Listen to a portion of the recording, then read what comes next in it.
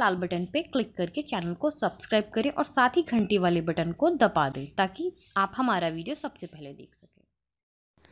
नमस्कार भैया लोग रउआ सबके फिर से स्वागत करता नहीं राहुल अपन चैनल भोजपुरी एंटरटेनमेंट पर। तो जी भैया आगे वाली में लेके हम फिर से एक बार बहुत जबरदस्त न्यूज़ बा रितेश पांडे जी के बारे में। तो चलिए भैया वीडियो के कर दिए लाइक और चैनल के अभी तक नहीं बानी सब्सक्राइब तो कर ली सब्सक्राइब। जी हाँ भैया, जो फिल्म के रुआ लोग पोस्टर देख रहा बानी जकर नाम बा राजा राजकुमार। एक बहुत ही बढ़िया टाइटल बा फिल्म के बारे में रुआ सबके बहुत कुछ हम बताए। तो भैया जो फिल्म बा फिल्म के शूटिंग हो गई बा स्टार्ट, और शूटिंग स्टार्ट भइल बा 2 दिन। तो 2 दिन पहले फिल्म के हो गई बा शूटिंग स्टार्ट। और फिल्म में रितेश पांडे जी के साथ अक्षरा सिंह जी हवन। और रितेश पांडे जी और अक्षरा सिंह जी के साथ में पहला मूवी बाई जो फिल्म के नाम बा राजा राजकुमार। और बहुत बढ़िया फिल्म बने वाला बा, बहुत अच्छा फिल्म बन रहा बा। फिल्म के शूटिंग स्टार्ट हो गई बा। रुआ लोग के कुछ शूटिंग पिक्स हम दिखाई बा जो रुआ लोग देख रहा बा स्क्रीन में शूटिंग पिक्स बा।